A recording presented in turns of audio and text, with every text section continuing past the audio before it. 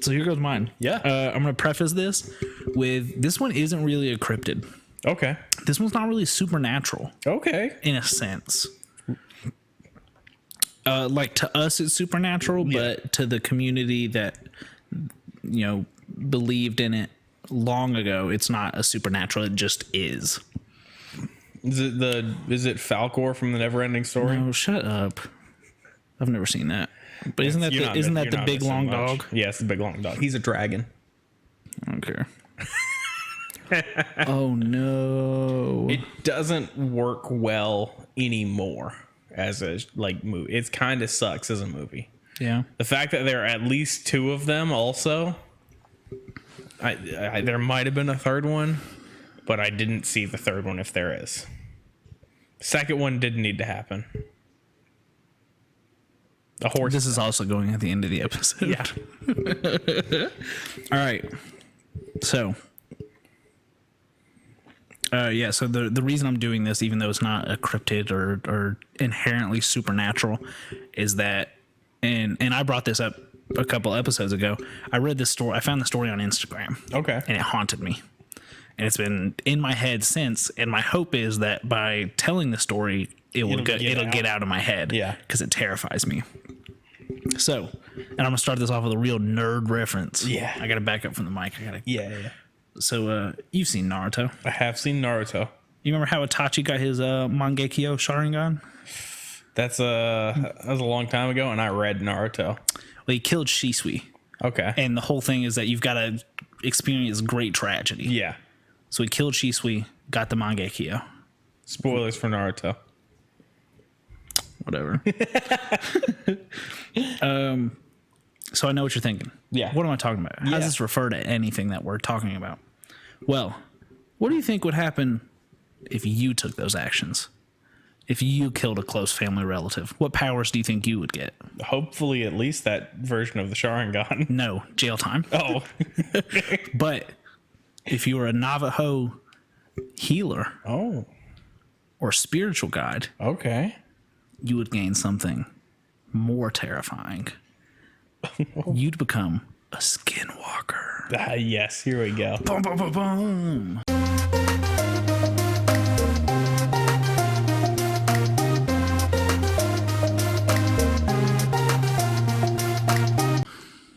They're terrifying.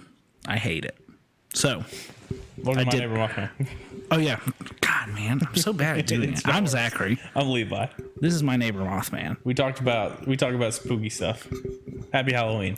Talk about spooky stuff, and at the end of episodes, Nonsense. we talk about stuff that no one cares about other than us. That's kind of the point. So, I'm leaving this off with two things. Yeah. Number one, a content warning. Mm-hmm. If you don't like corpses, if you don't like the idea of desecration, it's not for you. It's gonna be a bad time. It's gonna be a bad time. Second thing, I don't know. I'm not a Native American expert, obviously. Yeah. If I say something that is inherently wrong, I apologize. Educate me. Do not get mad at me. Yeah. We have an email address and a Twitter account that you can inform us. I'm not even going to tell you to go to the podcast Twitter account. If I say something wrong, tweet at me at Baby Mothman. Yeah. Or just DM me. Please don't tweet at me. Don't put them on blast. Just inform. Yeah, please don't. So please inform me if I say something wrong. And we're getting right into it now. Here we go. Navajo culture, Native Americans. A skinwalker is a name for a harmful witch who has the ability to turn into, possess, or disguise themselves as an animal or person. Okay. Yeah. Which I'm back into my magic stuff. Yeah. I know it took a couple weeks off. I'm back into it. Time for magic. It's time for magic, baby. The Navajo name is Yi Naldlushi, which is probably said so wrong. Yeah. I'm just going to call it a skinwalker. But it translates to, by means of it, he goes on all fours. Oh. That's terrifying. Yes. And there's obviously there's a huge connotation around witchcraft, especially in America. But inherently, especially for the Navajo, witchcraft was not evil. A lot of their healing, spiritual guides, witchcraft was just a part of their lives. Yeah. So there's nothing inherently wrong with, every Navajo witch was not a skinwalker or evil. Yeah. That's just how they believed. They also believed that there are places where the powers of good and evil both exist. So, medicine men, spiritual guides, like I said, they used it for healing, for aid, just to kind of better their society. But as with everything, as is human nature, people did take it and go bad with Absolute power corrupts, absolutely. Yes, sure. Whatever.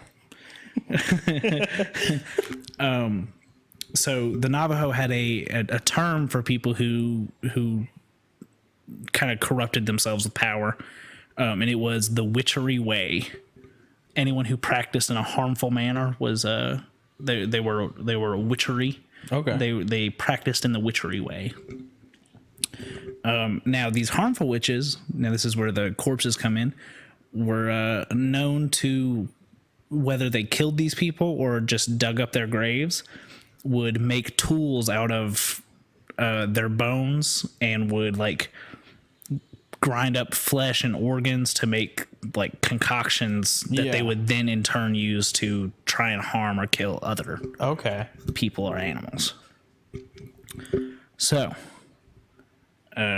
most of the time it's believed that these skinwalkers were well-mannered, good intentioned witches that either were corrupted or just desired more power. Yeah.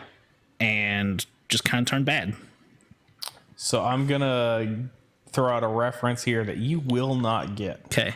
Because we haven't done our sit through for 15 hours to watch the Lord of the Rings trilogy. Nope. Never seen it. Never seen any of it. Is there a bad witch? There is a wizard. There are two wizards in the movie. Harry Potter. Saruman and Gandalf. Well, I know about Gandalf. Yes. He says, you shall not pass. Yeah. Saruman is a Digimon.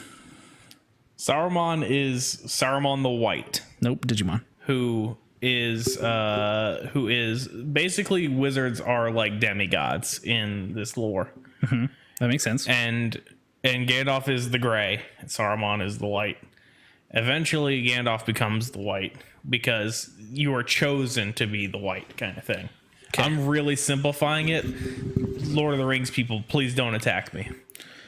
But evil power corrupts Saruman, kind of thing, and they have to. You gotta kill him. They do. They do have to kill him. Wow! Spoiler alert, dude. I'm gonna forget this. Yeah, it doesn't. Listen, there's so much movie before that happens. There's so many movies before that happens. Mm-hmm. It doesn't matter. Okay, but that's immediately what my brain went to when you mentioned that just now. When the corrupted witches, the corruption, because they are because they were inherently good, and it corrupted, kind of thing. That makes sense. Yeah. So I know what you're thinking. You can't just, if you're a Navajo witch, you can't just go one day, I'm going to be bad and then become a skinwalker. Yeah. Can't. So that's where our Itachi Uchiha reference comes in. In order to become a skinwalker, you had to be initiated into a society in Navajo witch culture that required you to kill a close family member. More often than not, it was a sibling. Okay. Yeah. Yeah. Big bad. Now I know what you're thinking, Naruto fans. You don't have to kill someone to get the Mangekyo because Sasuke didn't. It just had to be a great tragedy, but Itachi did kill. She's sweet. It's the only way Itachi could think of. That man loved murder. No, he didn't. He was good at murder. There's a difference. Yeah, he was very good at murder. We can't go on a Naruto tangent. Just like Saruman. Sure, dude. Just like Agumon. What are you talking about? Yeah. No, we can't do Digimon either. So after this was completed, after you've killed this close family member, you just kind of had powers. Yeah. And so it very complicated, I'm sure, but on the surface of it, once you have these powers, you can transform into possess any animal.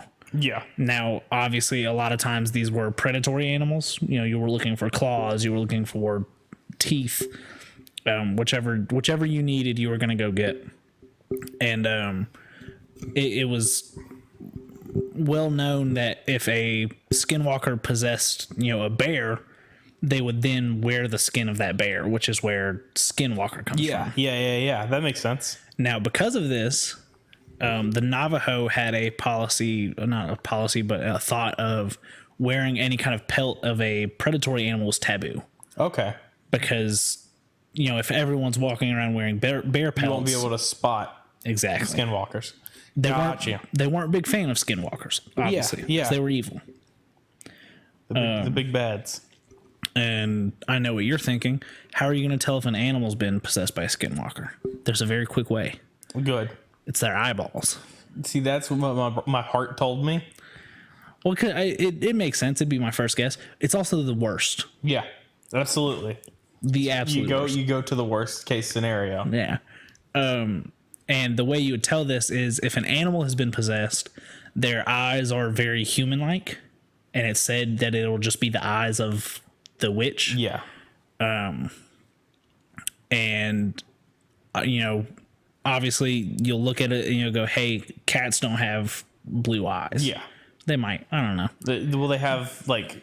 They got the weird eyes. Yeah, pupils. But also if light, if a light shines off of it directly, they are blood red.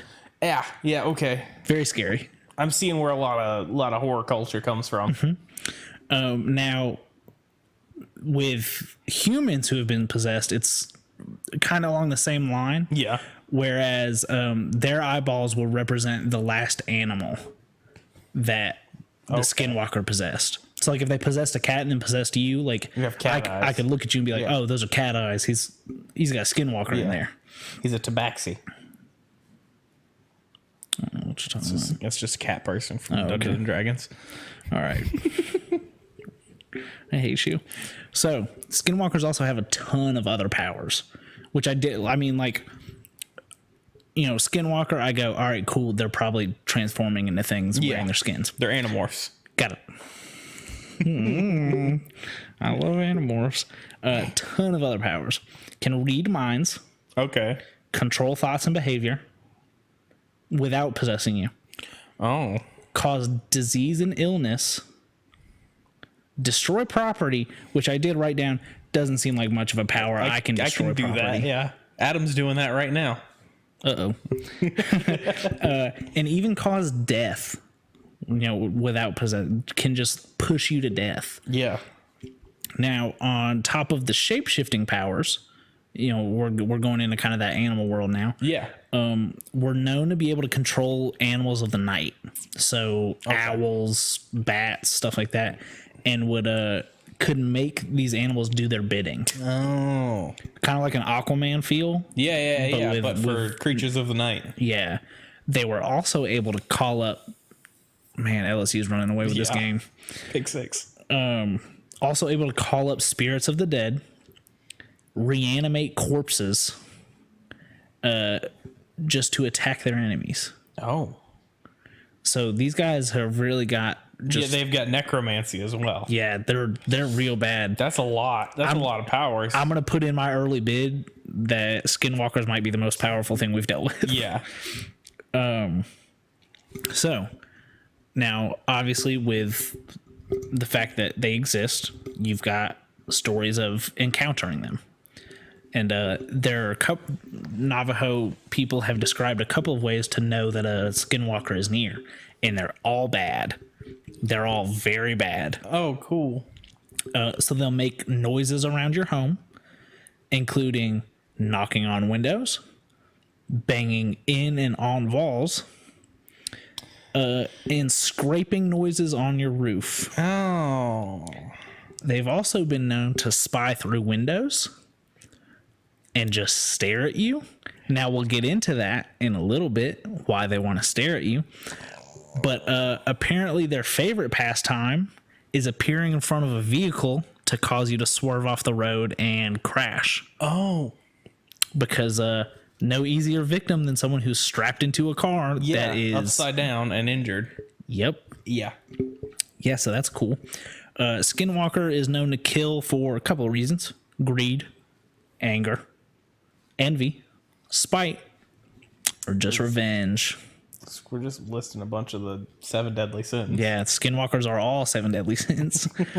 And skinwalkers are going to be one of the ones that people can kind of guess what their name is, but also they're fairly well known. Yeah, depicted in supernatural stuff like that. But there's one place in this world that is known for its skinwalker sightings, and that's Skinwalker Ranch. Oh, in northeastern Utah. Okay.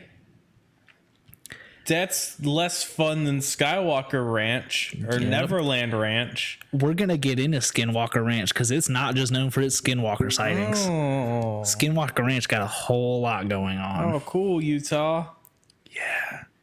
Have fun up there, Utah. Yeah. You have the jazz. You want to know how it can push you to death? Yeah. You just meet eyes with it. Oh. So that's why it stares in your window. It's trying to get you to look at it so it can just kill you in an instant. No, I don't like that. So now we're going to Skinwalker Ranch. Yeah. Where there are a plethora of mysterious sightings all across the board.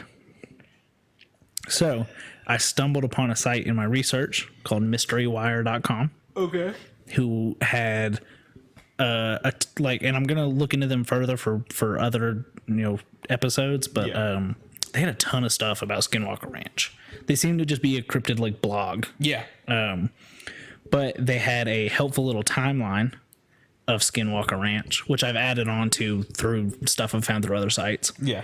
But it starts all the way back in 1905 when the first settlers arrived on the land that became known as Skinwalker Ranch, which is 512 acres.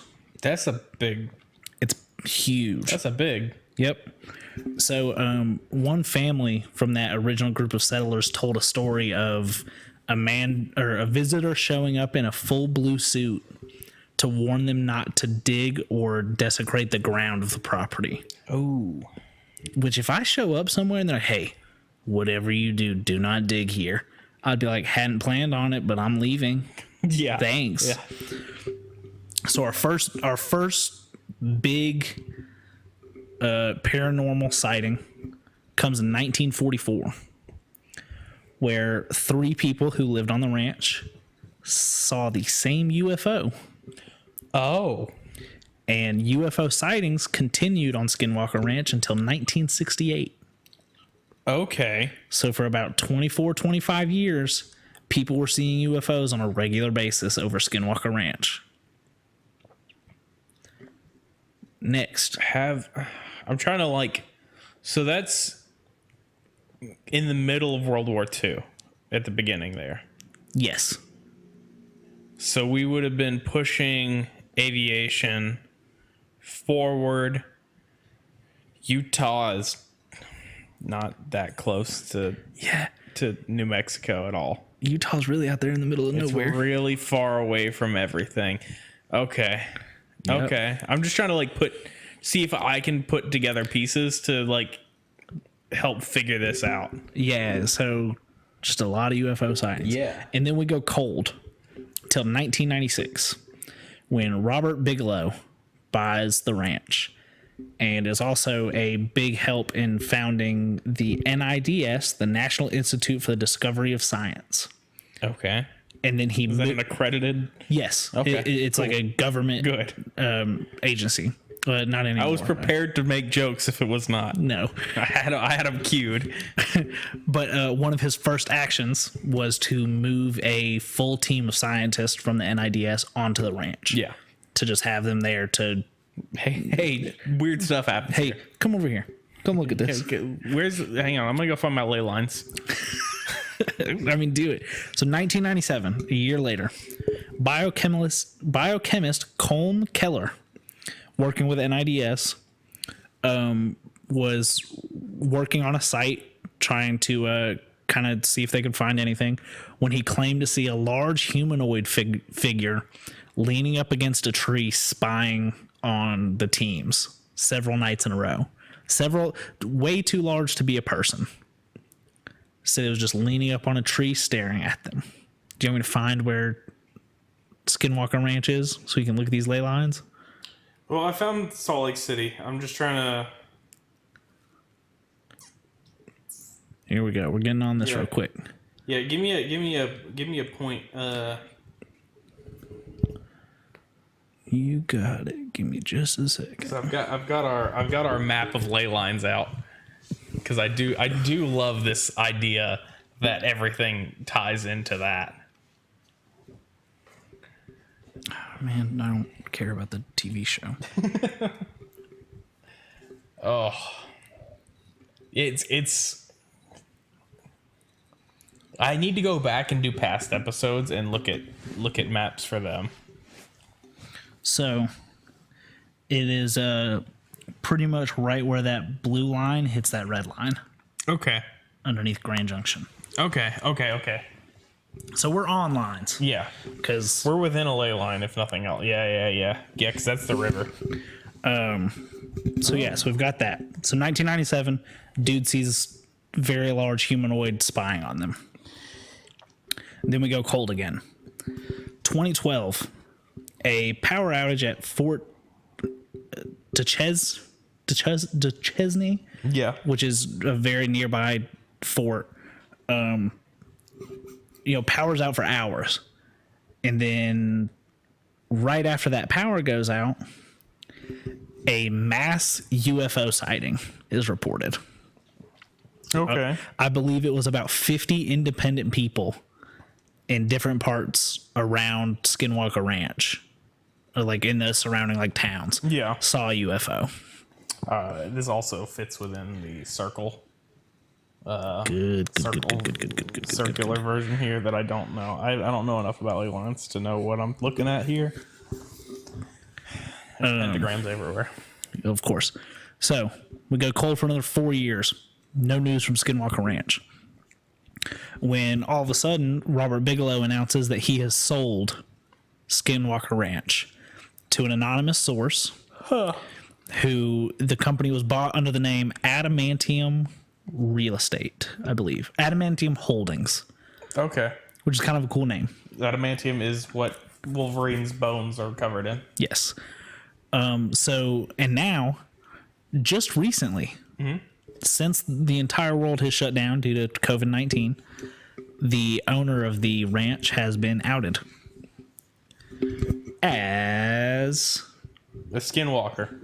no, That'd be too easy. it would be Brandon Fugel, who is a commercial real estate owner based in Salt Lake City, who came out in March because his name got leaked. I think someone just kind of followed the strings from Adamantium and found him, and said that he bought the ranch with the sole intention of continuing the research since he has more money.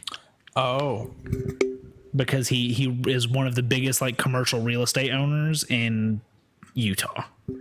So he's pulling a Tom DeLonge and pouring his money into finding this stuff. I have a slight tangent here. Okay. We're known for those. That is the second. I Googled Adamantium Holdings. As you know, One you does. should be doing along with us. Google weird things that you don't know what they are. First is the Skinwalker Ranch wiki. Yep. Second is a article from 2019 talking about the connection of Skinwalker Ranch and Bob Lazar.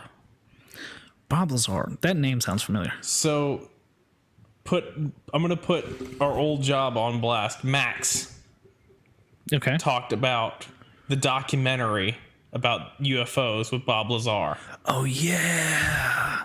Because he used to work at Area 51. Max, if you're listening, love you. Miss you. And Yeah, I remember this guy. In seeing this together, along with the UFO sightings, I'm getting real interested in what's going on here. I'm getting goosebumps here. So, and this is something that I wrote down. I would love to go visit Skinwalker Ranch. Yeah. Obviously, it's impossible. And on top of having a just complete desire to go visit it, to go see what's going on, Yeah. I also have a complete desire to stay as far away from it as I can. Yeah. Because skinwalkers are terrifying. So the next thing I have is I couldn't find a year for, but sometime before Robert Bigelow bought it in 1996, the ranch was owned by a Terry and Gwen Sherman, who owned the property for an entire, I think it said about 6 months, because they moved out there not knowing the history of it. Yeah. Just bought the ranch and said, hey, I'm going to move my family out here. And then they encountered a wolf that was 3 times the size of a normal wolf, to which Terry Sherman... Huh? The dire wolf. Yes, a dire wolf. Terry Sherman saw this and said, hey, I'm going to go shoot it. So he... Bold choice. Yep. So he walked out of the house with a rifle, got within about 15 feet of it, Bolder choice. shot the rifle 5 times, and the wolf did not react. Oh. The bullets had no effect on this wolf. And then the wolf turned around and quietly walked into the woods. And then... That's... Huh. Yup. What'd you find? This is a map. I'm seeing a triangle. It's a triangle between Skinwalker Ranch, Area 51, and Roswell, New Mexico. Whoa. I mean, which you can make a triangle out of anything, but like, I think it'd be cooler if it was an equilateral triangle. yeah, it would be. It'd be more intimidating. It's just kind of a... Let me see it again. I'd say it's obtuse. It is obtuse. Perfect. I thought Barely, but it is obtuse. obtuse triangles, the devil. You heard it here first, folks. So that's all I've got on Skinwalkers. They're terrifying. Skinwalker Ranch out there in Utah. Let's go. Let's not. It's generally like We got to make a list of places that we're terrified to go to. everywhere. If it's not my apartment, I'm scared to be there. Even my apartment, I'm sometimes scared to be there. But yeah, no. So there hasn't really been any news other than the owner being outed. And there's been like 4 government agencies that have been founded and then basically disbanded. Yeah. With heavy ties to Skinwalker Ranch. Huh. So either they're not finding anything. Yeah. So they're disbanding because it's a waste of time, or they are finding stuff that does not need to be found. And you can look up Skinwalker Ranch and find like old homesteads from the early 1900s that are just destroyed. Now, obviously that could happen with nature. Time. But some of these things it looks like something was dropped on them. Oh. And it's in Utah. This talks about the connection between Skinwalker Ranch and Babelzar, which comes through George Knapp, Knapp, who wrote a book about the ranch. He did. Yeah. It's called The Hunt for Skinwalker. Yep. Right? Hunt for the Skinwalkers? It does not quote it here, but he's the same investigative reporter who interviewed Lazar in 1989, and he is a co-producer on the Lazar doc Area 51 and Flying Saucers.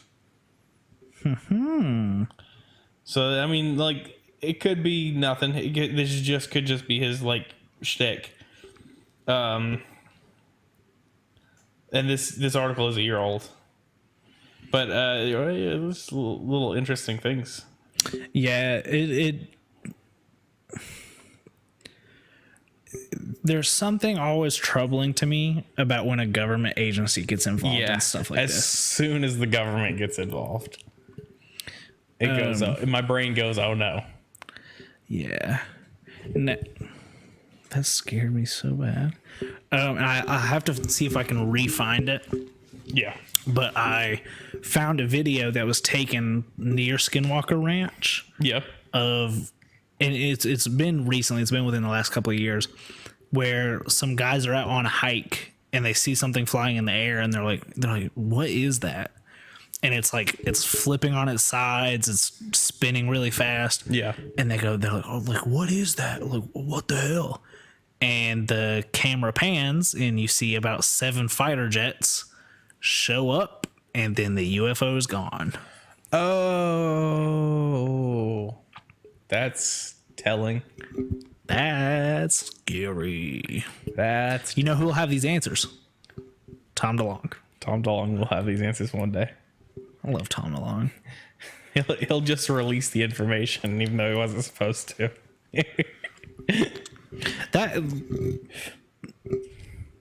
I think Tom DeLonge might be the biggest inspiration for me to do this. Yeah. Because that man is really just... He's going for it. He is. He's like, music was fun. Being an international superstar was awesome. I love it. Being just drop dead attractive was great. Decided to stop doing it in about 2008.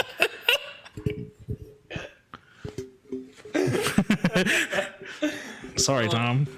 And then he Angels and Airwaves had their thing. Blink-182 came back for a little bit.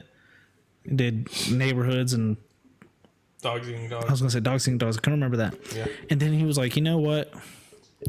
I think I'm really just gonna go hunt Bigfoot and aliens. And man, I'm so jealous. Yeah.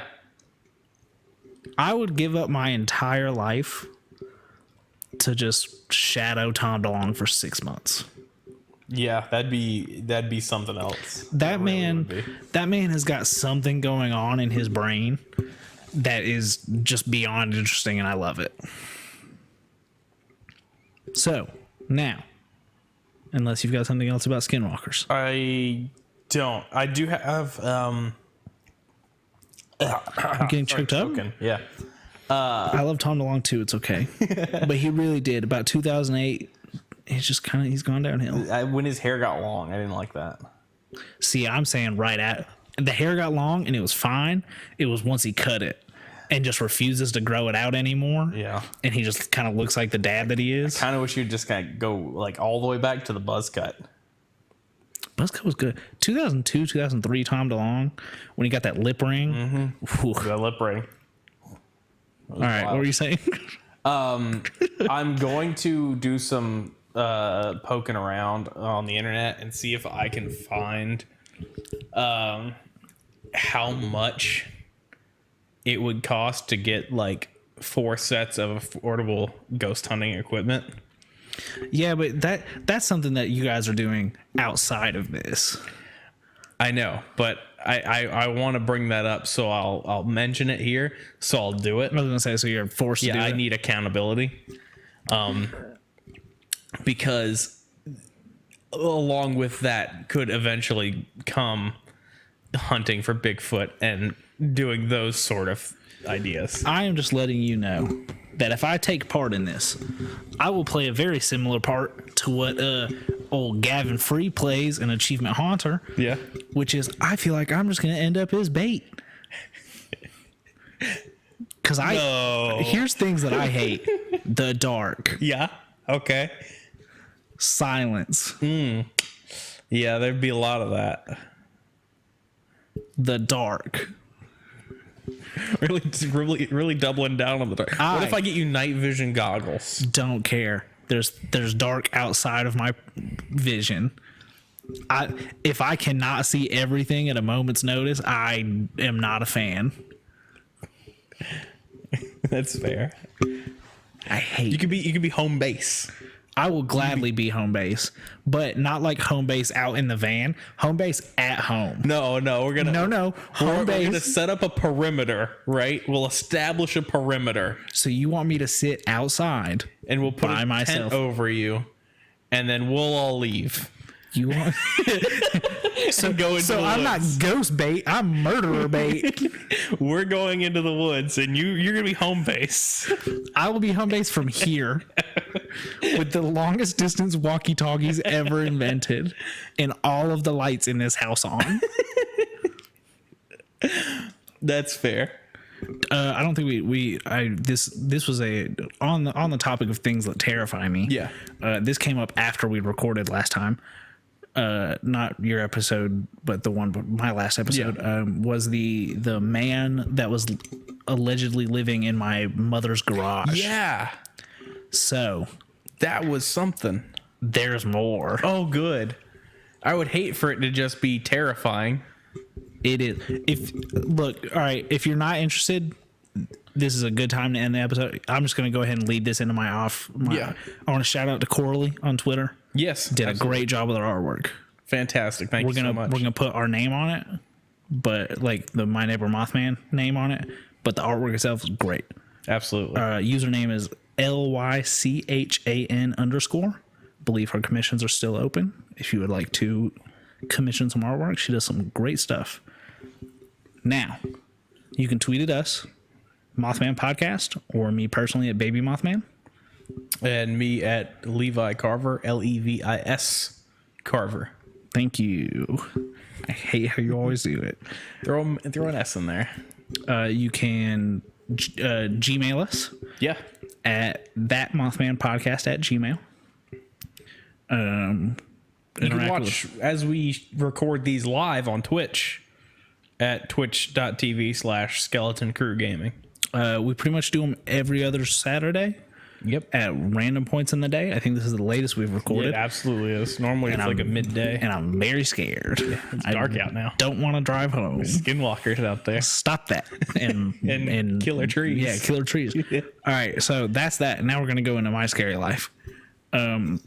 So Tree. Wow. I just thought about trees. trees?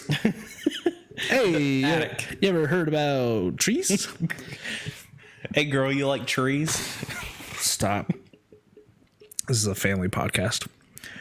No, dude, man. I hope not. I hope there's not little kids listening to this. You're going to scar yourself. It's scary.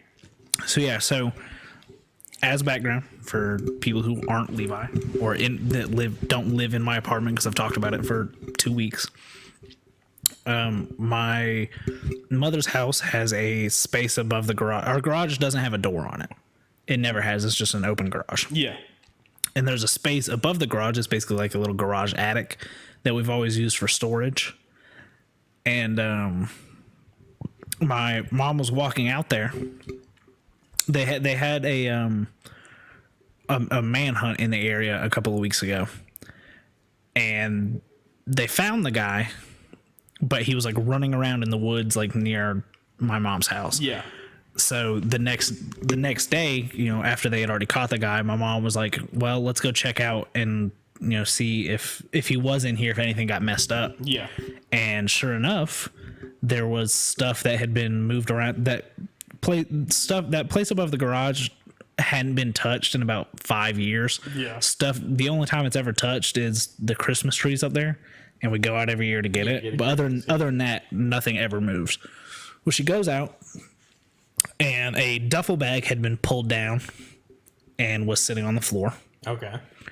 And so she was like, oh, that's weird. Maybe he was in here for a minute. And there's 2 stray kittens that just kind of hang out at the house. So they decided they were going to leave a blanket. It's getting a little cold. Yeah. They decided they were going to leave a blanket out for the kittens. After this has happened, it's been a couple days since they thought the dude was up there. So the blanket they just leave it in the garage and it stays there for a couple of days. And then blanket's just missing. Oh, it could have been windy. Could have been windy. Yeah. But mom was like, maybe the cats took it up above the garage.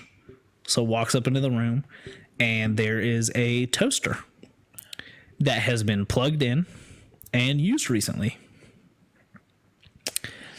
Those are some smart cats making toast. Yep. And where did they get the toaster? Because there wasn't a toaster above the garage. Yeah. And that's not the end of it. Ooh. So she chalks that up to maybe someone just found a toaster and my brother just decided to make toast out above the garage. Hey, things happen. And she goes, let me move this duffel bag back because it was still sitting on the floor. And she picks up the duffel bag and goes, this is supposed to be empty. But it's not. Oh, no. What's in the duffel bag, Levi? Is it a bunch of toast? No, it's a bunch of clothes and the blanket folded up and hidden in the duffel bag. Oh, no. It could have been worse. It could have been worse. Could have been much worse, but it's still not good. Oh, no. So there's that. And then, so at this point, it's been 4 days of weird stuff happening. Yeah. My mom decides it's a good time to bring the key that's just out on the porch inside. Yeah. Yeah. That's a good call. Real good. So then she starts hearing, or no. So before all this happened, she'd been hearing stuff underneath the house. Yeah. And assumed it was cats. Yeah. Freaking raccoons getting under there and all sorts of nonsense. Yeah. So, well, after the duffel bag incident and all that, she goes, I wonder if this guy's underneath the house. She goes down to look. Nope. And because there's you can get to underneath the house from the garage and then over on the other side of the house. Yeah. Other side of the house, door's still closed. It looks like it's just completely rusted shut. Garage entrance, however, everything has been pushed out of the way so that you can very easily get to underneath the house. Oh. So that's cool. No. And my brother and sister, my mom says, well, I've been hearing stuff under the house. Yeah. Brother and sister go, no, you haven't. Yeah. Like it's that point of like when something scary happens and you go, I've been noticing scary things. Yeah, you connect all the dots kind of thing. Yeah. But then they are sitting at home one day, just the middle of the day. Yeah. And sure enough, my mom and sister are sitting in the living room watching TV together. And my mom mutes the TV and they can hear someone hitting from below the house, can hear them like hitting the floor. What the hell? Yep. And I asked my mom at this point, hey, have you called anyone? Not a big fan of police. So, I mean, like, you can call the police. Just call anyone. Yeah. Lots of big, strong people. Yeah, lots of people can come help in that scenario. Yeah. And she goes, nah. Bold choice. Yeah. And then her friend has the bright idea, hey, let's lock both of the doors to underneath the house. Yeah. And she makes the joke, either I'm locking him in or locking him out. Yeah. Ha ha ha ha ha. And then she also came to the realization that my whole family does not have a great sense of smell. Yeah. So then opened up the fear that if she locks someone in there, there is no telling if they die in there because we cannot smell. Yeah. Yeah. And there's been no news since. Oh. So was it locked? It's locked now. It has been locked. It has been locked. Okay. Now, she said she hasn't noticed anything moving in the last couple of days. That's either a good sign or a bad sign. It's either a great sign, and we're fairly certain that if there is someone, it is a homeless person because they're. I don't know if you've ever been. You know where? I'm not gonna dox my mother. Yeah. Yeah. About like a 5-minute walk from where we live used to be a little tent city in the woods. Yeah. That they have torn down those woods and it's now like a towing lot. Yeah. So her thought is, because they just tore those woods down like a month or two ago. Yeah. Her guess is that it was someone who was living in that tent city has now relocated to the house. Which I don't live at home anymore. Yeah. And that's a good call. I would not live there. Yeah. If I had one hint that someone was living near the house, you wouldn't see me anymore. I wouldn't ever be able to eat toast again. I mean, I guess. Toast's pretty good, though. But no, I mean, and I get that she's being calm about it, and it's probably helpful to not freak out. Dude. Nope. I'd be losing it. But yeah, that's it. That's all I got for that. That's something else. I hope everyone's enjoyed this. What is probably going to be a super long episode that's got about half of nonsense. Hey, you know. So yeah, so that happens sometimes. It was very like she was telling me all on the phone, just super chill, super casual, and I was like, "You are going to give me a heart attack. Yeah, this is going to kill me." And my brother and sister have taken upon naming the person. My family's full of. I was about to make a very poor taste joke. If it's bad, we'll cut it out. If you name it, you have to keep it. No.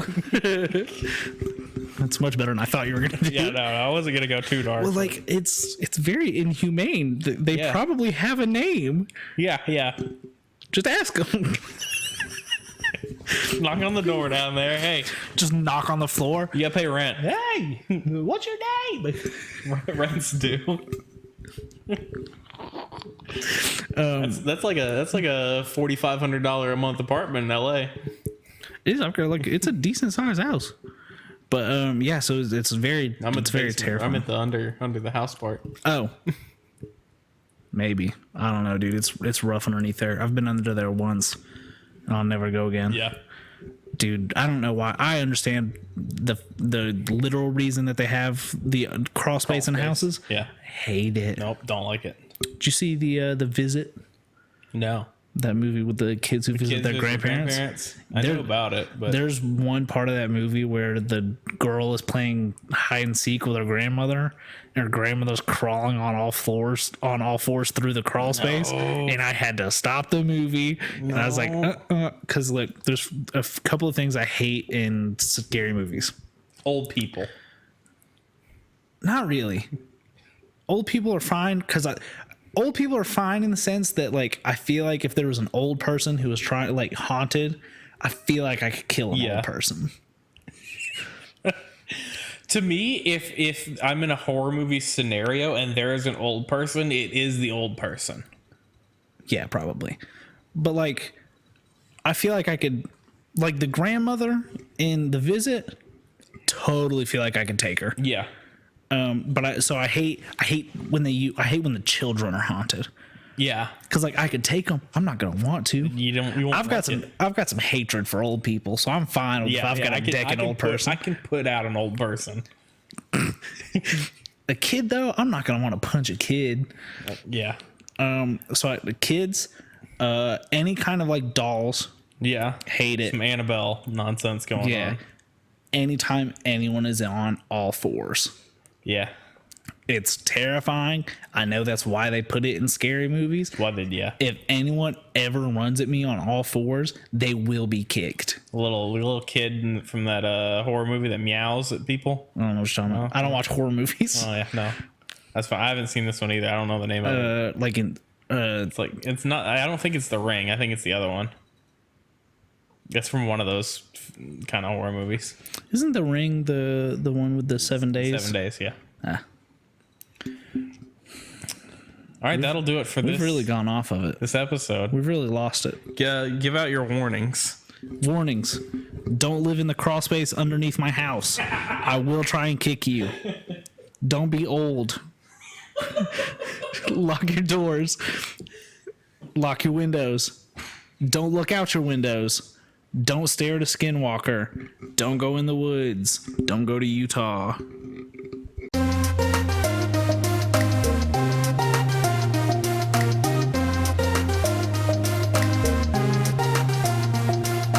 That all movies run into when they have like a TV show, that obviously the TV show has more time to do more jokes, but the movie is genuinely very funny. I would recommend it. I didn't know about the follow-up. The werewolves movie is called Werewolves. Oh, I love that. Because the way that New Zealanders sound when they're saying werewolves sounds like werewolves. Perfect. So that's that. Yeah, see, in the guy that's in the show that I can't remember the vampire's name, but like the kind of main guy, the short chubby one. I couldn't place Guillermo. No. The vampire. Oh, the vampire. Okay. Yeah. Guillermo's the assistant or whatever. The familiar. Guillermo. Yeah, familiar. No, We should know this. I played that vampire game on MySpace for like 40 hours. There was a vampire. I'm just gonna let you live in that for a minute. Bad game. No, the vampire. I don't remember what his name is, but I knew him from somewhere, and I couldn't place him. Yeah. And he was in Portlandia, and he was the lead singer of like basically the knockoff Wiggles. Oh, nice. And now, man, I started the last one off with Bachelorette. Now I'm gonna talk about Portlandia for a minute. Yeah. The Fred Armisen and I can't remember the woman's name in that show, but they decide they want to start a kids band, but like a real kids band. What does that mean? They're talking about like real stuff that kids go through. Oh, okay. They're not talking about. They're not up there in suits. They're not talking about fruit salad, yummy. Yeah. And they open up for this super successful kids band, and then they go to the lead singer afterwards, and they're like, "What makes you so successful?" And he's like, "Well, I turn off the part of my brain that's an adult. In my mind, I'm Jimmy, who's 9, and Jimmy just loves to have fun." And then they just start baby talking to one another in this hotel room.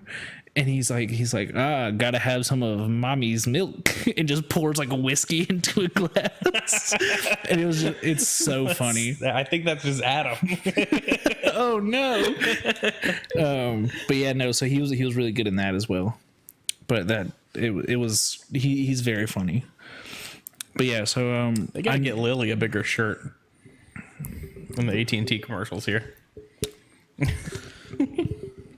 I'm glad that everything's died down with her. I felt so bad for her. Yeah. Because I've been in love with her for years, and all those fake fans just hopped in. Like, have you even watched her comedy specials? No, you just want to talk about her body. So I remember her when the whole like refugee thing was going on. Yeah. That's where I remember her from. I think she was on some Funny or Die stuff. That makes sense. Milana Viantrub is her name, and she's beautiful, and she's so funny, and I hate that people objectified her. This will go in at the end of the episode. This is just this podcast is just turning into us talk about weird stuff, and then I go on my own tangent at the very end of it. Or sing. Yeah. That also happened the one time. Yeah. All right.